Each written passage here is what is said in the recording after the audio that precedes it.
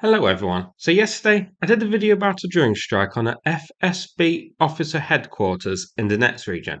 Well, today we have another video and another report of similar strikes taking place. This video playing now is from Kadivka, Luhansk region.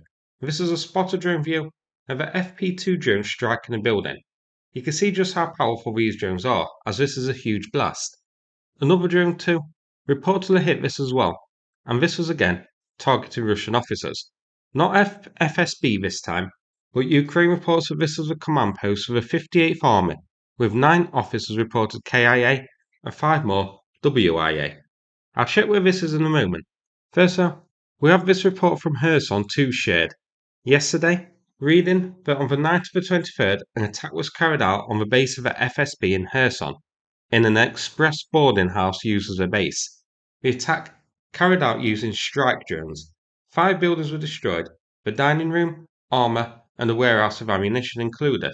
4 cars were destroyed, and 2 officers KIA and 10 WIA.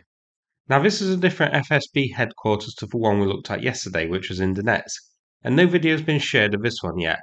But it seems like a very good strike, and 3 officer headquarters hit in the past few days, 2 FSB, and 1 a command post of the regular army. It seems that Ukraine may be starting a new campaign here, and has some pretty good intelligence as to the locations of these officer headquarters, who's there, and more importantly, when they're there, in order to net the biggest fish. I hope we may get information soon as to who was inside at the time, and if anyone important was here. Now, let's check the geolocation of the first video we saw, which was done by Dominic on Twitter, who geolocated it to be the building highlighted here. This is in a settlement called Kadivka in Luhansk region. You can see it's just over 60 kilometers from the front lines. You can see this is in the Bakhmut region. Now, considering that since Russia captured Bakhmut in late 2022, since then they've advanced about 12 kilometers further west to Chasiv Yar. The Russians may actually be glad that the morons in command of this army are out of the way, so some fresh meat can be sent in there.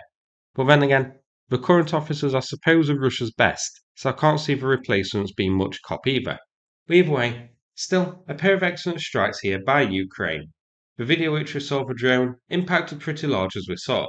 And again, these were targeting officers, so the commanders of the army, the bigwigs, not just regular soldiers. And I think Ukraine definitely has stepped up its intelligence game here in order to pinpoint the location of these officers, as 3 such strikes in as many days isn't a coincidence, I don't think. Now that's it for this video, but before I finish, I'm going to play a video message from Saneth about the fundraiser that he's doing. Thanks very much, and take care everybody.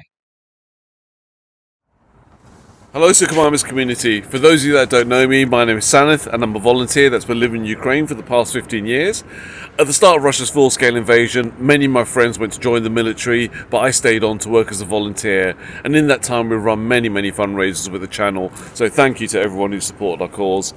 The last fundraiser we did ended really well. We're able to deliver 2 pickup trucks converted to BMW power units, and they're out there now doing really great service to the guys.